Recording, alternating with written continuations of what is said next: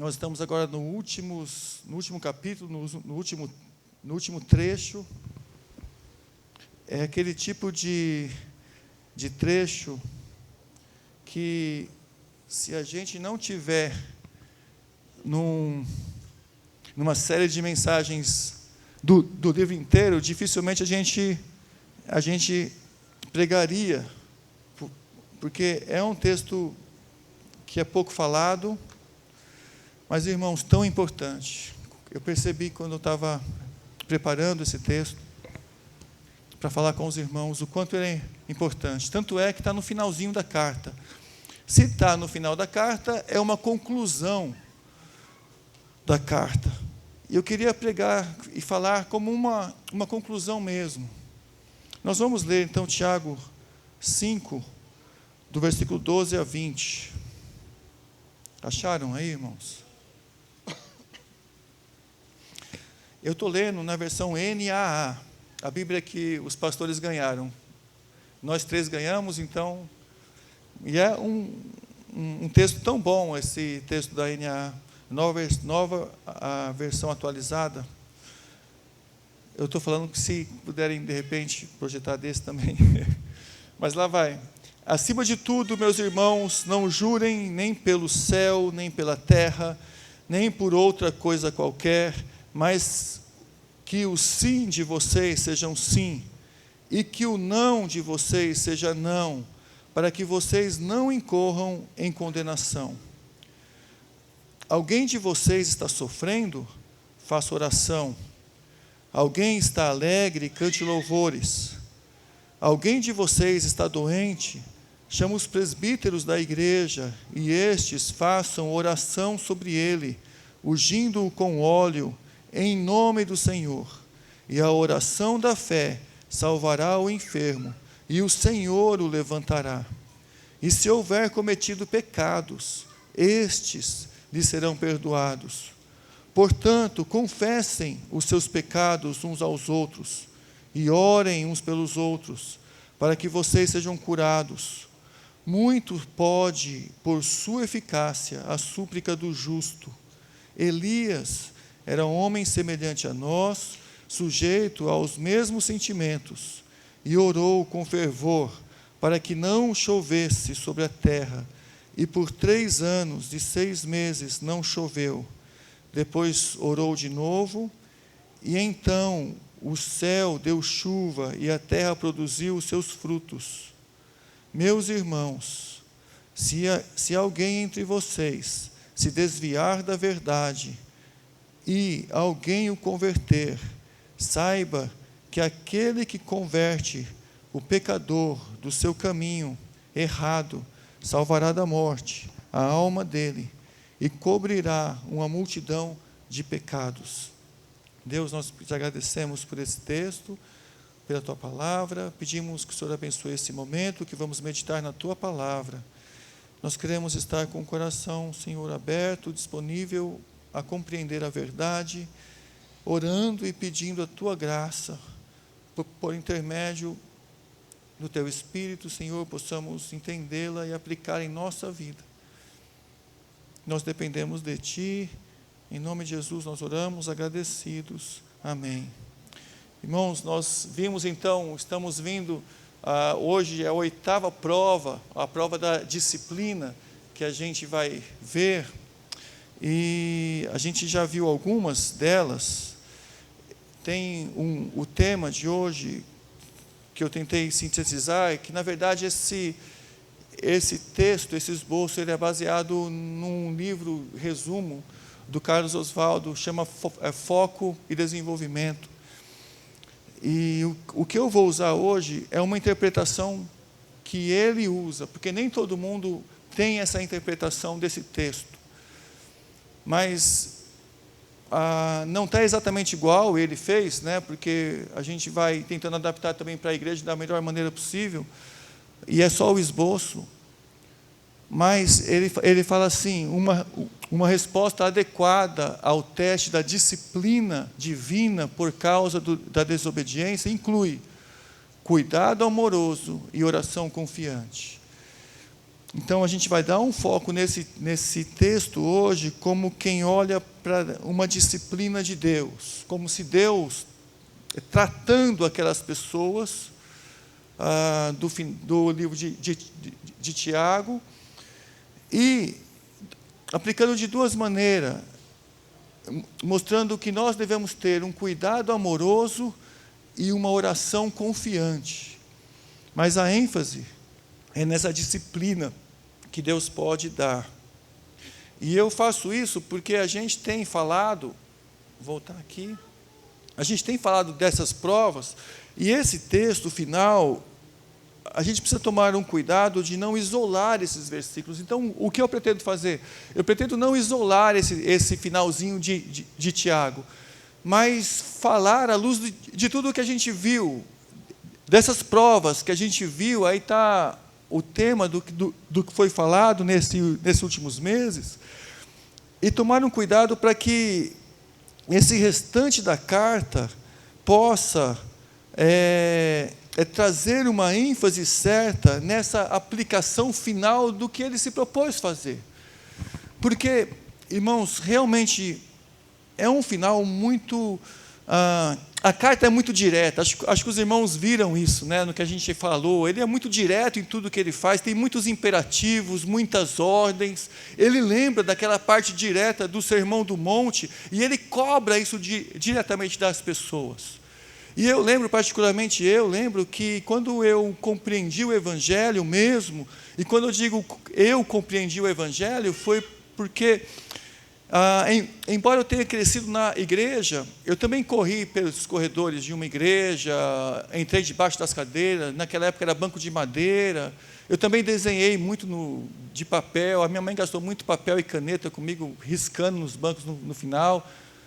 Antigamente as crianças faziam muito isso dentro da igreja, não sei se vocês lembram. Renato também, né? Renato riscou muito papel no banco da igreja.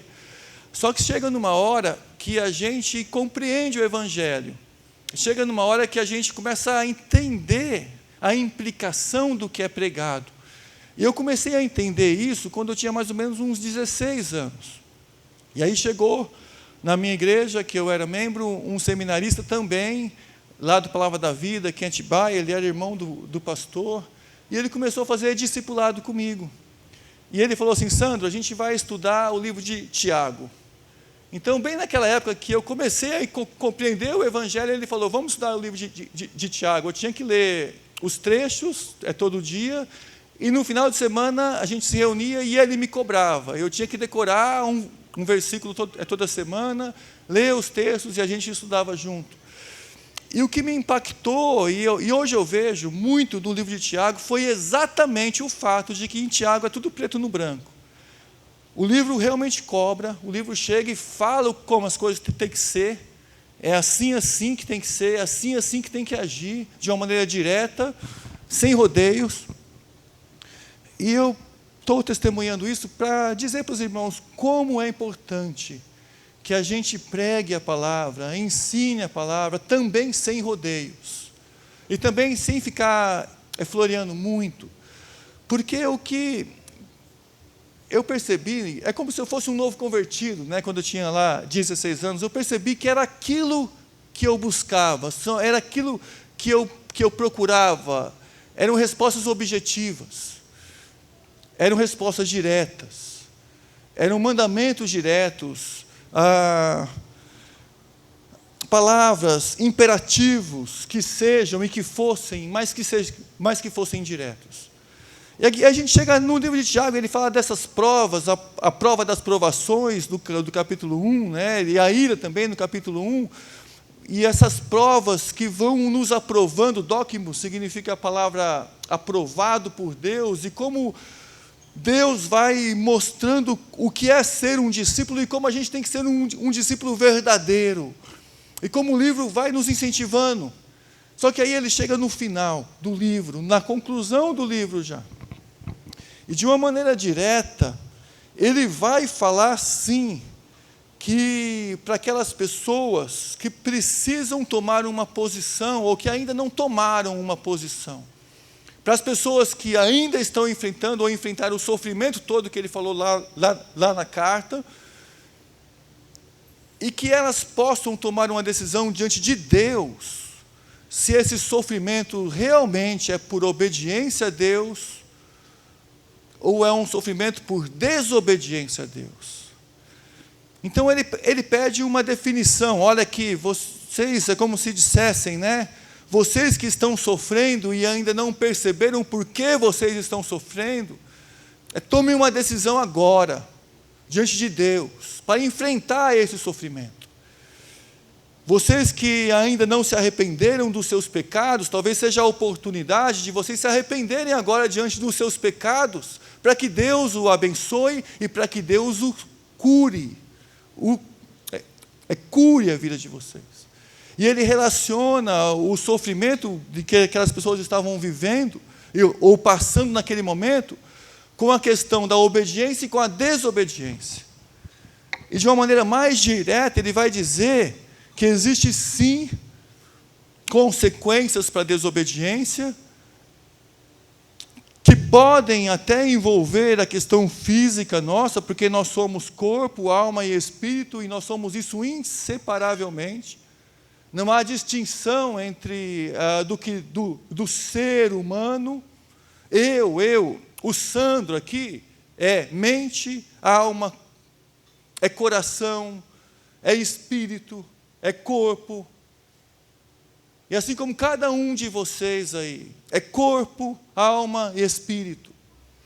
E a relação que você tem com Deus e que a gente tem com Deus vai trazer consequências sim, para a nossa mente, para o nosso corpo, para a nossa alma, para o nosso espírito, de maneira inseparável. E da mesma forma, a oração, o se aproximar de Deus, a bênção de Deus, o conselho de Deus traz bênção para a nossa alma, para o nosso corpo, para o nosso espírito, principalmente para o nosso espírito.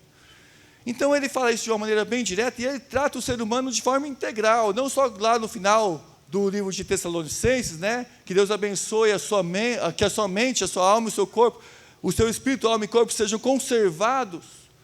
Tiago também, de alguma maneira, a bênção de Deus também é para o nosso ser completo. Bom, vamos pegar aqui, eu quero falar algumas coisas. A primeira que eu quero falar é que essa resposta de Deus, que nos a disciplina divina, né? A nossa resposta a Deus, a maneira como Deus disciplina o seu povo. Disciplina é Deus ensinando as pessoas a deixarem o pecado. Deus atuando na vida das pessoas para que elas possam, de maneira positiva, deixarem o pecado. Essa resposta, ela deve incluir uma comunicação verbal. A pessoa tem que dizer, a pessoa tem que orar, a pessoa tem que falar. Inclui sim a nossa resposta, a disciplina de Deus, inclui uma questão verbal. Ele fala assim no versículo 12, acima de tudo. Olha só, acima de tudo, é uma coisa importante isso. E ele fala, meus irmãos. A gente lembra que ser irmão para Tiago é uma coisa diferente, porque Jesus era o irmão de Tiago por parte de Maria, né? Mas ele era Tiago, e a Bíblia afirma isso bem categoricamente. Jesus tinha alguns irmãos físicos, Tiago era um deles. Tiago que escreveu essa carta, e diz assim, meus irmãos, Tiago dizendo isso, eu fico pensando, Tiago lembrando de quando Jesus estava falando, ensinando, e as pessoas foram dizer, olha, a tua mãe e os teus irmãos estão do lado de fora. Lembram dessa passagem, é Mateus 12? Jesus diz, quem é minha mãe e meus irmãos? Ele mesmo diz, todo aquele que faz a vontade do meu Pai Celeste, esse é meu irmão, minha irmã e minha mãe. Isso é Mateus 12, 49 e 50. Então, para Tiago, chamar pessoas de irmão tinha até um peso diferente. Eu imagino que tinha. Porque ele percebeu que irmão mesmo é aquele que faz a vontade de Deus, busca a vontade de Deus. E aí ele escreve aqueles irmãos, porque ele repete, meus irmãos. Nós estudamos a carta, a gente viu o quanto Tiago chamava as pessoas ali de meus irmãos. Aqui nesse texto ele chama 2 vezes de meus irmãos. Acima de tudo, meus irmãos. E agora ele vai falar da importância do falar. Lembrando também do que Jesus falou no Sermão do Monte. Mas ele vai falar, não jurem, nem pelo céu, nem pela terra, nem por outra coisa qualquer, mas sim, que o sim de vocês seja sim, que o não de vocês seja não, para que vocês não incorram em condenação. E eu gosto desse texto porque esse jurar por coisas, pelo céu ou pela terra, é a tendência que as pessoas tinham de trocar a fidelidade ao Criador pelas coisas criadas. O judeu tinha essa questão, né? Era uma terra santa, ele jurava pelo céu, mas a questão não é trocar a fidelidade ao Criador. A questão é você ter uma palavra pesada, sendo verdade sim, seja o sim, o não seja o não. O nosso crédito está na fidelidade que temos com a verdade. O nosso crédito não está naquilo que a gente pode pegar como testemunha o céu, ou como testemunha a criação. Não. A nossa segurança de acreditar e de demonstrar a verdade, ela precisa ser transmitida. A nossa credibilidade está no fato de que a nossa palavra tem que ser sim, sim e não, não. Por isso, o jurar em si não é pecado, tem questões de juramento, a gente não vai entrar nisso agora, porque a gente não tem tempo, mas a grande ênfase aqui é, olha, o peso da tua palavra tem que ser sim, sim e não, não. Você tem que transmitir essa confiança, essa credibilidade para as pessoas que te ouvem, porque isso tem sim a ver com a fé, a ver com a confiança que você transmite, porque esse texto todo ele fala de confiança, ele fala muito de fé, ele fala da credibilidade que as pessoas têm naquilo, no trato entre elas, mas dessa credibilidade. Então, presta atenção, a verdade sincera no falar é importante para que a gente possa desenvolver uma fé verdadeira. A gente precisa ter um sim, que é sim e um não, que é não, sem precisar ficar provando para os outros que a gente está afirmando a verdade ou não. E a segurança do que a gente fala tem que estar naquilo que a gente fala. E ponto final. O nosso sim, sim, o nosso não, não. Então, tudo vai ser tratado a seguir com respeito a essa credibilidade. Nesse texto que a gente vai falar a seguir, tudo vai ser tratado com respeito nessa credibilidade daquilo que a gente acredita, daquilo que a gente fala, da maneira como a gente se apresenta. E as palavras precisam ser afirmadas em verdade, tanto em oração como em intercessão e confissão.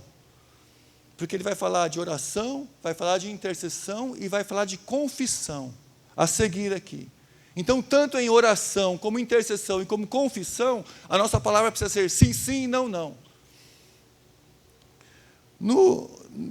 A gente também precisa entender que essa comunicação verbal que a gente fala, em segundo lugar, que o sofrimento deve gerar uma oração confiante. Porque no versículo 13 ele fala, está alguém entre vocês sofrendo? Faça oração. Está alguém entre vocês sofrendo? Ore. Ore é uma expressão verbal que a gente fala para Deus. A gente está falando com Deus. Mas fala. Então, está alguém entre vós sofrendo? Faça oração. E na oração, Tiago já fala várias vezes sobre oração. Tiago 1,6, peça com fé. Tiago 4,3. A quem pedem, não recebe porque pede mal. Aí ele fala 2 vezes para a gente se lamentar e chorar, tornar o nosso riso em pranto. Ele fala outra vez para a gente se humilhar na presença de Deus. Ele está falando de oração. Oração que é colocada com o coração inteiro diante de Deus. Uma expressão verbal que a gente fala o que está acontecendo na nossa vida. Está alguém sofrendo entre vocês? Então ore. Eu gosto muito do texto de Jeremias 17:14, que fala assim: cura-me, Senhor, e serei curado, salva-me e serei salvo, porque tu és o meu louvor. Porque nesse texto, Jeremias está sendo acusado de alguém que não apresenta a palavra de Deus. Mas Jeremias pede para Deus curá-lo, e pede para Deus salvá-lo, porque Deus é o seu louvor. Mas nesse mesmo texto de Jeremias 17, ele afirma que ele está falando a palavra de Deus, e que o povo não está aceitando ou não, independente do que se o povo está aceitando ou não, para que Deus o livre dos seus inimigos, mas no coração, Jeremias está afirmando que ele tem a palavra de Deus. E aí ele pede: cura-me, Senhor, e eu serei curado. Porque Jeremias viveu num momento de grande sofrimento, e de perseguição, e de aflição. Mas ele, na consciência das palavras dele, na consciência que ele tinha diante de Deus, ele pediu cura e ele pediu salvamento. E aí ele ainda afirma: tu és o meu louvor. Por isso ele pede cura. Porque Tiago também afirma que se tem alguém alegre, cante louvores. As palavras, expressando a Deus, cante louvores. Porque o louvor é essa expressão que a gente tem em dizer que o Senhor é o nosso louvor. E essa mesma convicção tem que estar sempre em nosso meio. Irmãos, olha aqui, Tiago é direto. Tem alguém sofrendo aqui em nosso meio? Tem alguém? Eu imagino que deve ter muitas pessoas sofrendo aqui em nosso meio. O que você deve fazer? Você deve orar confiante e dependente, porque esse não é só o seu primeiro recurso. Esse não é o seu primeiro recurso. Esse é o recurso que você tem, que vai acompanhar todas as suas ações, mesmo no sofrimento. Mesmo quando você tiver alguma coisa para fazer, para te livrar, você do sofrimento, as suas ações, ainda assim você tem que continuar confiando na oração. Está alguém sofrendo? Ore. Ore. Faça alguma coisa, pode fazer alguma coisa, mas não pense assim: olha, eu já orei, agora não sei se Deus me respondeu ou não, então eu vou tentar lidar com as minhas mãos. Eu vou tentar uma saída que eu possa fazer. Não é isso que Tiago está falando. Você está sofrendo, ore, até que Deus responda ao teu sofrimento, até que Deus abençoe as tuas ações, o que você possa fazer, mas ore. Até que Deus tranquilize o teu coração, ore. Se você precisa de cura, como Jeremias orou, ore.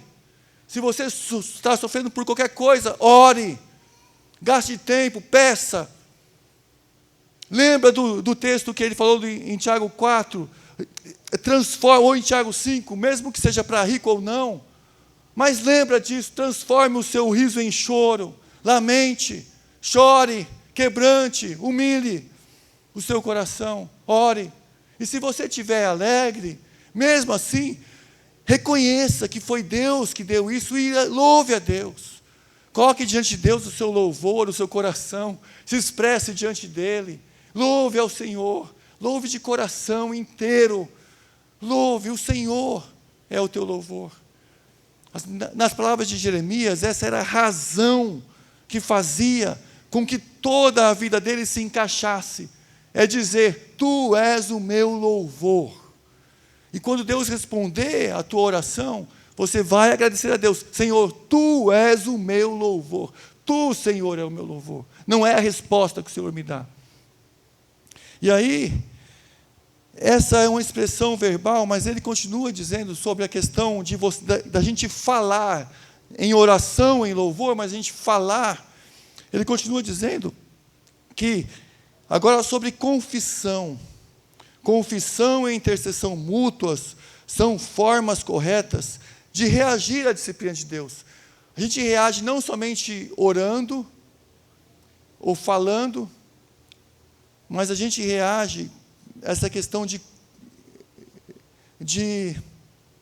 confessando, intercedendo uns pelos outros. A intercessão dos anciãos é uma palavra para presbítero, tá? Presbítero é uma palavra para ancião, mas são os líderes, os pastores. A intercessão dos anciãos é apresentada como instrumento de restauração a restauração espiritual e física. O que acontecia? Acontecia que ele fala no versículo 14, os textos estão ali embaixo, tá, irmãos, na parte de baixo. Está alguém entre vós doente? A gente começa a entender que existe uma relação entre essas pessoas, essa forma dele falar. Está alguém entre vós doente, com pessoas que estavam sofrendo, porque na consciência dessas pessoas, elas não estavam servindo a Deus como deveriam. Pessoas que estavam sofrendo porque estavam brigadas, se queixando na igreja, divisão, ou porque estavam amando mais o dinheiro, ou por outras provas que a gente viu, elas não estavam conseguindo lidar com essas provas, por isso elas estavam ficando doentes também. Está alguém entre vós doente? Chama os presbíteros que orem por essas pessoas. Essa oração não é extrema unção, porque extrema unção é para encaminhar a pessoa para a morte, aí não está encaminhando a pessoa para a morte, está encaminhando a pessoa para a cura, não é isso. Não tem poder nenhum nesse óleo, porque fala que eles ungindo eles com óleo em nome do Senhor Jesus. Também não é um culto de unção, porque a pessoa que está chamando, ou seja, alguém está doente, ele fala, chame os líderes para irem lá orar por essa pessoa, possivelmente na casa dessa pessoa. A pessoa é quem chama, isso pode indicar realmente uma disposição de arrependimento ou de retorno para a comunidade que essa pessoa está tendo. Mas aqui, esse óleo aqui, é uma maneira de marcar, uma forma concreta de marcar que algo estava acontecendo ali, né? É uma questão visível, que era pública, de uma demonstração de fé. Então, está alguém entre vocês sofrendo por causa de algum erro, ou por causa de algo, por causa de algum pecado? Chame os presbíteros da igreja, os pastores da igreja, os líderes da igreja, para que eles vão até você, orem por você, unjam você com óleo, ele fala, e essa unção é para que seja visível, né? Não tem nenhum poder a mais na unção, irmãos. Mas como o batismo é uma questão visível de expressão de fé, a gente batiza alguém, você vê que a pessoa batizou, porque a fé, ela é subjetiva. Você não enxerga a conversão de alguém. O que você vê é o ato da pessoa em ir lá e se batizar. Aí você vê, ali ela está dizendo que ela é um seguidor de Jesus. Quando a gente impôs as mãos num culto de ordenação, e os pastores puseram as mãos, não tinha nenhum poder mágico na imposição de mãos. Era um ato que indicava que Deus estava abençoando, aprovando aquele momento, e a autoridade de pessoas aqui, que naquele momento estava acontecendo. Quando eu pedi para os irmãos imporem as mãos aqui na oração para o Heitor, a mesma coisa, não é uma questão de, eu vou impor para sair poder da minha mão para ir lá, não. Quando eu peço, às vezes, em oração, para os irmãos virem aqui à frente, para que a gente orar por vocês, não tem nenhum poder a mais em vir aqui à frente. A questão é que, mentalmente, a gente toma uma disposição, liga uma chavinha na nossa cabeça, de uma decisão a mais, quando você fica de pé, e você vai lá na frente, e você vê que você tomou a decisão em vir aqui. É uma atitude sua a mais. Apenas uma atitude sua que marcou aquele momento. E assim, o óleo, a unção aqui, era uma atitude que aqueles presbíteros estavam dizendo, olha, eu não apenas orei, eu ungi aquela pessoa. Ungi. Eu passei óleo na testa dela, é uma questão física concreta. De que aquela pessoa estava sendo abençoada por aqueles líderes naquele momento. E ele fala que a oração de fé salvará o enfermo, e o Senhor o levantará, e se houver cometido pecados, esses lhe serão perdoados. A oração de fé, e o Senhor aqui indica a oração de fé realmente indica que o Senhor pode, naquele momento, indicar uma cura, e uma cura pode acontecer. Uma cura física, eu estou dizendo. E uma questão aqui é que, olha como a questão das palavras são importantes, irmãos. Porque oração de fé. Os irmãos acham que, por exemplo, o Pai Nosso é uma oração de fé? O que os irmãos acham? É? O Pai Nosso? Ou o Pai Nosso apenas são palavras vazias? Quando a gente ora o Pai Nosso, realmente entendendo tudo as implicações que estão acontecendo ali, quando a gente realmente dá importância para as nossas palavras, que não sejam apenas sim, sim e não, não, que sejam sim, sim e não, não, mas que não sejam juramentos vazios, mas que a gente saiba do que está falando, a gente entra numa realidade espiritual das coisas, como as coisas realmente são, e de como as coisas realmente devem acontecer. O Pai Nosso talvez seja uma das maiores expressões de fé que a gente possa dizer. E quando a gente ora com toda a consciência do que a gente está falando, que venha a nós, que seja feita a tua vontade, assim na terra como no céu, e coloque todo o nosso coração nessa disposição, que venha a nós o vosso reino, que o Senhor nos perdoe, assim como a gente tem perdoado pessoas, que o Senhor possa nos dar o pão nosso de cada dia, mas a gente depende de Deus dessa maneira. Quando a gente afirma as coisas em fé, irmãos, as coisas mudam. Quando uma pessoa que está passando por questões de pecado, confessa os seus pecados ou pede oração, e a gente ora por essas pessoas e unge realmente pessoas que estão afastadas, mas a gente faz isso, Deus ali está curando tudo o que no coração dela um dia ela se desviou, como por exemplo do Pai Nosso. É como se ela pudesse voltar a orar o Pai Nosso devidamente. É como se ela voltasse no relacionamento com Deus novamente. Porque o coração dela está se arrependendo, está se voltando diante de Deus. E assim, irmãos, deve ser nossas palavras sim, sim, e não, não. Assim deve ser todo o nosso entendimento espiritual. Entenda bem, a oração de fé não são aquele sentimento a mais que a gente vai sentir, sabe, aquele frio na espinha que a gente pode sentir quando ora para alguém. Oração de fé é toda a convicção de vida que a gente tem aplicado em nossa vida. É toda a tradução de vida daquilo que é um justo, porque o justo vive pela fé. Mas é essa mesma fé que vai nos transformando. Tudo isso é oração de fé. É quando você conscientemente, convictamente, fala toda a verdade que tem no teu coração, sabendo que aquilo está ligando Deus e te ligando a Deus, sabendo de toda a convicção de pecado, de santidade, de consequências de pecado, porque quando você unge lá, ou a pessoa que se desviou, ou está doente por causa de um pecado, você está vendo a consequência do pecado, você está vendo, e você está podendo orar por alguém que está se arrependendo. Então, existe todo esse contexto que aponta aqui, e a gente vai vendo que existe um contexto que aponta e que afetou a comunidade, sim.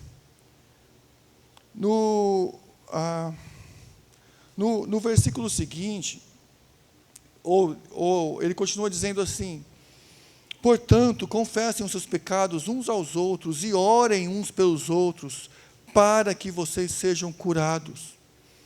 Toda essa convicção de verdade, de pessoas que compreendem o que é o céu, as verdades de Deus, compreendem quem é Jesus Cristo, quando essas pessoas começam a conversar entre elas, e aqui, de uma forma direta, é para aquelas pessoas que estavam se queixando de umas às outras, é para aquelas pessoas que em comunidade estavam fazendo grupos, ou divisões, ou reclamações na igreja, Essas pessoas aí precisavam se encher de toda a convicção do seu próprio pecado e confessar os seus pecados umas com as outras e tratar disso na comunidade. Eu particularmente não creio como que seja vir aqui à frente e falar, a não ser que seja muito necessário, como em cultos de ceia. Eu já participei em cultos de ceia assim. Mas eu acredito que sim, é confessar os pecados uns aos outros, onde você tem magoado pessoas, onde você pode orar a Deus e falar assim: perdoa-me, Deus, como eu tenho perdoado o meu irmão. Particularmente eu creio sim, é que você sentiu o seu coração que você deve se retratar com o seu irmão, você vai lá, conversa com ele, confessa com ele, porque ali você vai ser curado. E particularmente eu creio mais, eu creio que na tua casa, nos teus relacionamentos, ali talvez você precisa deixar o seu orgulho de lado e você confessar muita coisa para ser curado lá também, para ser restaurado lá também. E dizer: olha, eu errei aqui, mesmo que talvez seja difícil para você fazer isso. Faça isso, converse, trate, confesse os seus pecados uns aos outros, confesse, principalmente para as pessoas que estão mais próximas a você, que você sabe que você tem magoado, errado, transtornado. Confesse para você ser curado.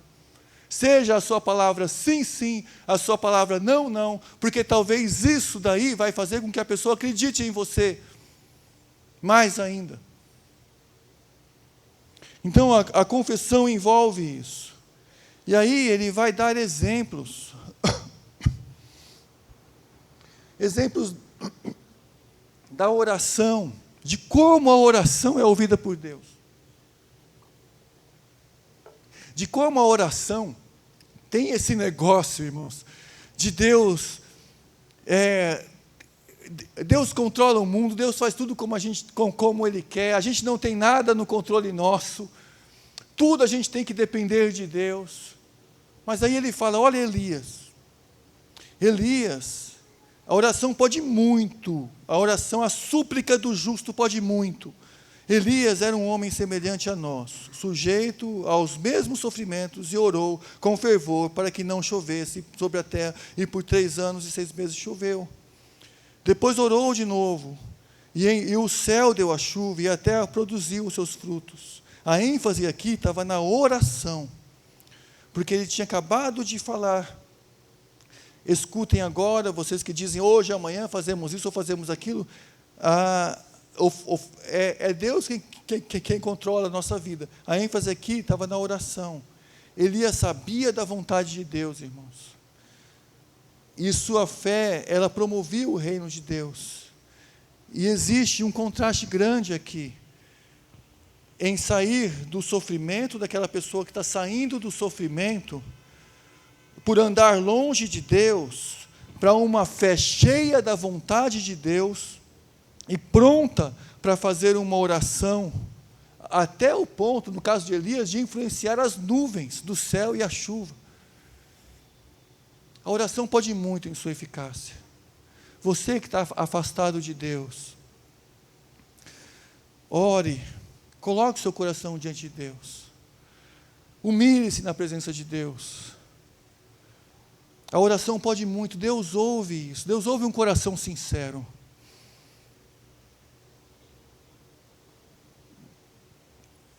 Em último lugar, reagir com oração é encorajado pela promessa que ela conduz ao arrependimento por parte dos pecadores, ao perdão por parte de Deus. Ele fala no final: meus irmãos.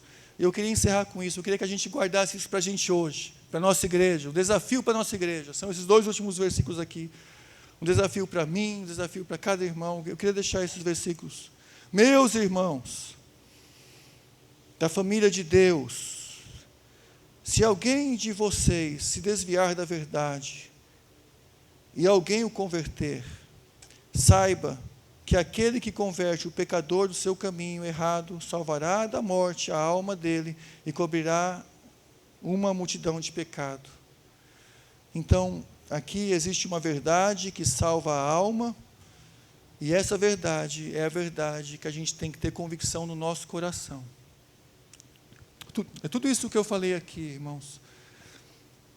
Essa fé verdadeira, essa oração de fé, irmãos, existe uma verdade.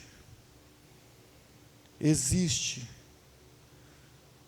Se alguém entre vocês se desviar da verdade e alguém o converter, existe uma verdade. Tenha convicção disso, porque o mundo hoje, as pessoas não têm tido mais convicção de verdade. Existe uma verdade. As pessoas precisam se converter a uma verdade. Existe o pecado, existe aquilo que desagrada a Deus, existe uma consciência errada, existe a boa consciência, mas tudo isso existe. As pessoas precisam se converter. Nossa alma precisa estar cheia dessa verdade. Cada um aqui precisa se encher dessa verdade de tal maneira que você olhe para o seu irmão e você o ajude nessa verdade. As pessoas precisam se converter a essa verdade. Irmãos são o meio de trazer os desviados. Os irmãos são esse meio. As pessoas que estão se afastando, ou quem você pode perceber, da verdade. Mas a motivação é sempre a libertação deles. Não é falar mal, porque Tiago fala de falar mal, não é de você fazer outras coisas, não é se queixar, coisas do tipo. É você olhar para aquilo que é a verdade, isso encher o teu coração, e você poder atuar na vida de pessoas, falando da sua convicção com respeito à verdade. E aí eu volto para o finalzinho que a gente falou, que uma resposta adequada ao teste da disciplina dada por Deus é causada pela desobediência, inclui esse cuidado amoroso e essa oração confiante. Esse cuidado amoroso, porque a gente vai olhar para as pessoas como pessoas que precisam se converter novamente.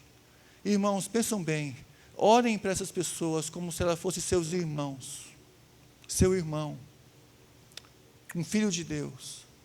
Olhem para elas assim, de maneira amorosa, mas com uma oração confiante, entendendo toda essa realidade da fé, mas tenha essa convicção no teu coração. Faça isso, e a gente vai orar também. Eu sei que são muitas as provas que a gente passa. A gente passa situações na vida que às vezes abalam a nossa fé. A gente encerrou o livro de Tiago agora, e a gente vai orar. E talvez no teu coração tenha algum tipo de dúvida ainda sobre alguma coisa. Mas confie no Senhor. Tome a decisão de você ter uma fé sadia e verdadeira. De você ser alguém aprovado por Deus. Uma pessoa que consegue vencer pela graça de Deus na tua vida. A oração do justo, ela pode muito, muito. Essa questão da gente se arrepender e se quebrantar diante de Deus e Ele restaurar em nós toda a convicção de um coração convertido, ela pode muito. E uma última aplicação, talvez você precise de oração de alguém aqui. Chame pessoas. Talvez você esteja doente também, por algum erro, alguma coisa na tua consciência. Não leve isso para casa. Chame pessoas para orar por você. Confesse seus pecados. Talvez você precise restaurar na tua casa.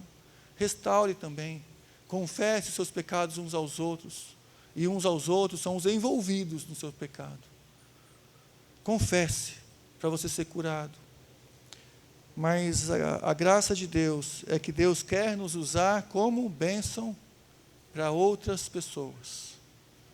Deus quer usar nossa vida, a nossa oração, assim como usou a vida de Elias, assim como também usou a vida de Jó.